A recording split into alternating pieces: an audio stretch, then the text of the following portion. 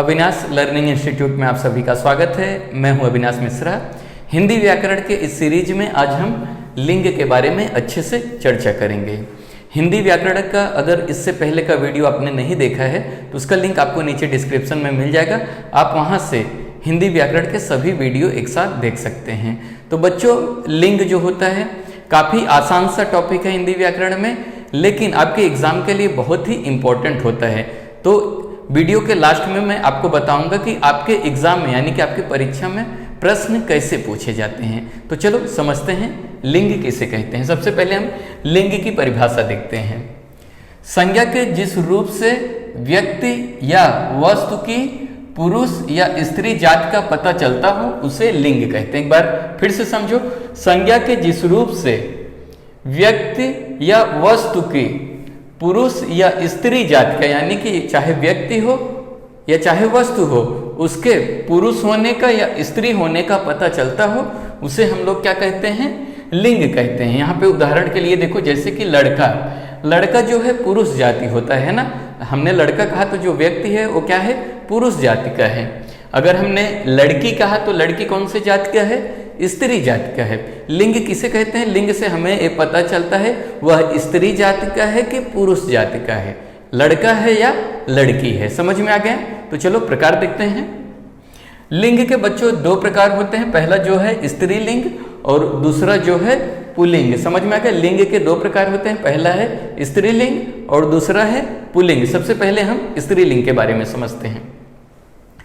जिन संज्ञा शब्द से स्त्री जाति का पता चलता हो उसे स्त्रीलिंग कहते हैं। यहाँ पे फिर से ध्यान दो, जिन संज्ञा शब्द से यानी जिस संज्ञा शब्द से स्त्री जाति का पता चलता हो यानी स्त्री होने का पता चलता हो उसे क्या कहते हैं, स्त्रीलिंग कहते हैं।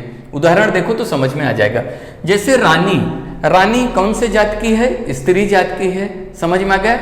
रानी जो है क्या है, संज्ञा शब्द है, लेकिन इससे हमें क्या पता चल रहा है, जात क्या पता चल रहा है, स्त्री होने का पता चल रहा है। चूहिया क्या है, स्त्री जाति का होने का पता चल रहा है। नारी का मतलब होता है औरत। समझ में आ गया? नारी यानी स्त्री जाति का होने का पता चल रहा है। मामी हो गई, चाची हो गई, मोरनी हो गई, ये सारे शब्द हमें क्या बता रहे हैं, स्त्री जाति के होने का पता चल रहा है इससे, इसलिए क्या है, स्त्रीलिंग है। समझ में आ गया? अब हम पुल्लिंग के बारे में समझते हैं। जिन संज्ञा शब्द से पुरुष जाति का पता चलता हो उसे पुल्लिंग कहते हैं। यहाँ पे देखो, जिन संज्ञा शब्द से क्या पुरुष जाति का होने का पता चलता हो उसे क्या कहते हैं, पुल्लिंग कहते हैं। उदाहरण के लिए राजा क्या होता है, राजा बोलने से हमें समझ में आता है पुरुष जाति का है ना। चूहा बोला, चूहा जो है किस जाति का है, पुरुष जाति का है। समझ में आ गया? नर यानी कि क्या होता है, पुरुष होता है। समझ में आ गया? मामा, चाचा, मोर, इससे सब क्या है, शब्दों से क्या पता चल रहा है, पुरुष जाति होने का पता चल रहा है, इसीलिए हम इन शब्दों को क्या कहेंगे, पुल्लिंग कहेंगे। समझ में आ गया? तो आपके परीक्षा में या आपके एग्जाम में प्रश्न कैसे पूछे जाते हैं आपको समझना बहुत जरूरी है। कुछ इस प्रकार से प्रश्न पूछे जाते हैं।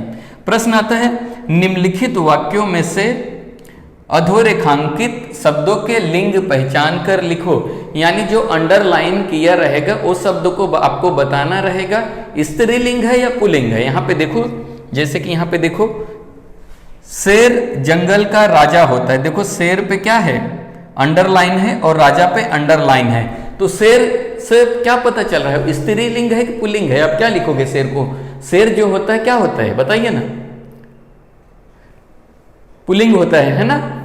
और राजा क्या होता है, राजा भी पुल्लिंग होता है। शेर और राजा हमें क्या बता रहा है, पुल्लिंग जाति का होने का पता चल रहा है। समझ में आ गया? दूसरा प्रश्न देखो, आज माँ ने खाना खाया। यहाँ पे माँ जो है अंडरलाइन है। माँ स्त्रीलिंग है या पुल्लिंग है बताइए? माँ जो है स्त्रीलिंग है, बराबर है, ठीक है। तीसरा देखते हैं, राजकुमार वीडियो देख रहा है। राजकुमार शब्द क्या है, स्त्रीलिंग है पुल्लिंग है, राजकुमार जो है पुल्लिंग है। समझ में आ गया? चौथा देखिए, प्राची खूब पढ़ती है। अब जो प्राची है उसके नीचे देखो अंडरलाइन हुआ है। समझ में आ गया? तो प्राची क्या है, स्त्रीलिंग है पुल्लिंग है, स्त्रीलिंग है, एग्जैक्टली। पांचवा देखो, चूहा ने कपड़े उतर दिए। अब चूहा क्या है, स्त्रीलिंग है या पुल्लिंग है, चूहा जो है पुल्लिंग शब्द है। समझ में आ गया। आपको कुछ ऐसे भी प्रश्न पूछे जाते हैं, स्त्रीलिंग को पुल्लिंग में बदलो या पुल्लिंग शब्द को स्त्रीलिंग में बदलो। तो यहाँ पे देखिए, जब आपको स्त्रीलिंग से पुल्लिंग पूछा जाएगा, जैसे कि कवित्री शब्द दिया जाएगा तो आप क्या लिखोगे? कवि लिखोगे। अगर पुल्लिंग से स्त्रीलिंग में पूछा जाएगा तो आपको कवि दिया जाएगा, आपको कवित्री लिखना रहेगा। समझ में आ गया। कभी प्रश्न आता है स्त्रीलिंग से पुल्लिंग में बदलो, कभी कभी आता है पुल्लिंग से स्त्रीलिंग में बदलो। जैसे कि यहाँ पे माता दिया है, स्त्रीलिंग है, जब आप पुल्लिंग में बदलोगे तो पिता लिखोगे, या तो पुल्लिंग दिया रहेगा पिता तो आप स्त्रीलिंग में बदलोगे तो माता लिखोगे। समझ में आ गया। यहाँ पे देखो लड़की लिखा है तो पुल्लिंग में लिखोगे लड़का। छात्रा जो है स्त्रीलिंग है, छात्रा यानी कि स्टूडेंट। समझ में आ गया। छात्र जो होता है पुल्लिंग होता है। अध्यापिका, अध्यापिका लिखा है तो क्या है? टीचर है आपकी, जो कि स्त्रीलिंग है, और यहाँ पे आपके सर आ गए यानी अध्यापक आ गए। समझ में आ गया। बहुत ही आसान है, मुझे उम्मीद है कि आपको समझ में आ गया रहेगा। कुछ भी डाउट हो तो बच्चों कमेंट करके जरूर बताइए। वीडियो देखने के लिए धन्यवाद।